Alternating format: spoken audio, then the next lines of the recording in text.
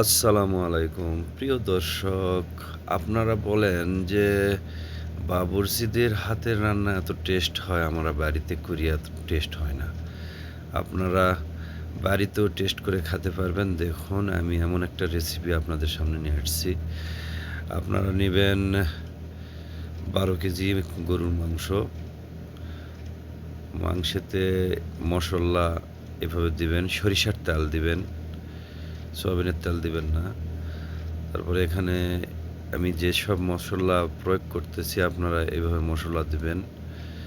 সব কিছু দেওয়ার পরে আপনারা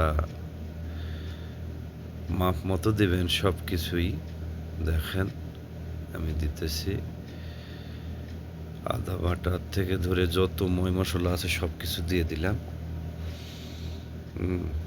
কাঁচামরিচ দিলাম। এটা হচ্ছে দই, টক দই। তারপরে এইদিকে মনে করেন যে মশলা, মিক্সার মশলা, সব প্যাকেটজাত মিক্সার মশলা সবগুলো একটু একটুকে দিতে হবে। ঠিক আছে? দেওয়ার পরে আপনারা কষবেন, মাংসটা সুন্দর করে কষে নেবেন। এখানে টমেটো সস দেওয়া হলো। ঠিক আছে? টমেটোর সস একটু ফ্লেভার দিতেছি।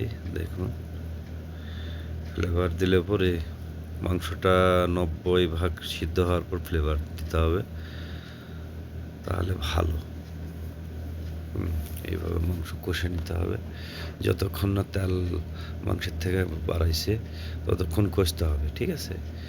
কষায় একদম মাংসের থেকে তেল বাড়ায় আসবে, এদিকে মাংসটা নামায়ে রেখে দিলেন।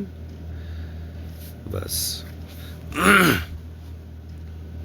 সরি, এই মাংসের থেকে তেলটা উঠায় নিতে হবে। উঠায় নেওয়ার পরে এই তেলেতে আবার ময় মশলা দিয়ে চালটা ভাজে নিতে হবে। দেখুন, পর্যায়ক্রমে দিতেছি, আপনারা দেখুন। এইসব মশলা আবার আপনার চাউলের জন্য।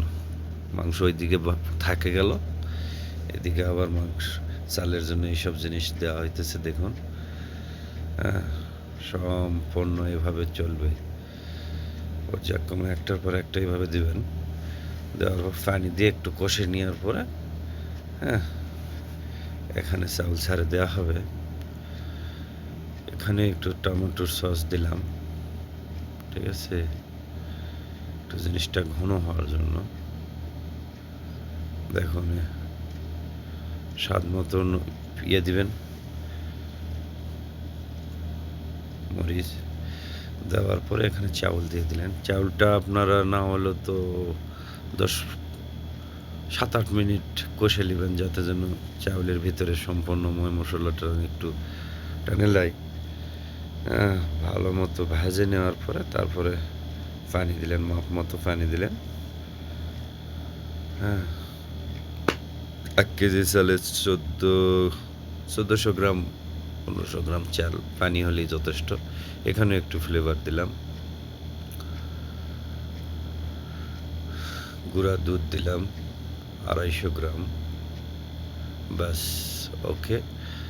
এখন এটা লাড়তে থাকবেন যতক্ষণ না পানিটা টানে গেছে। সুন্দর মতো পানি একেবারে টানে যাবে। যাওয়ার পরে এখানে মাংস দিতে হবে। পর্যায়ক্রমে দিতেছি, আপনারা দেখুন।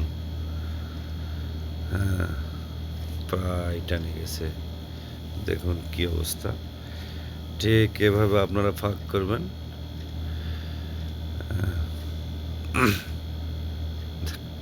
দেখেন, দেখবেন হোটেলের ফাঁক ফেল হয়ে যাবে আপনার কাছে।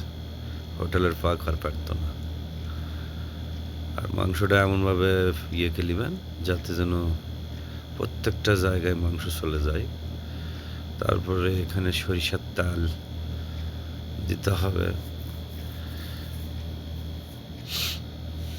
500 গ্রামের মতো সরষের তেল দিলেন। দেওয়ার পরে একে সুন্দর করে ঢাকনা দিয়ে রেখে দিবেন 10-12 মিনিট। বাস, তারপর দেখবেন যে দেখেন বিরিয়ানি একদম পারফেক্ট বিরিয়ানি হবে, হোটেলের মতো। আ বাবুর্চিদের পাকের মতোই হবে। খুব ভালো লাগলে শেয়ার করে দিবেন। খোদা হাফেজ।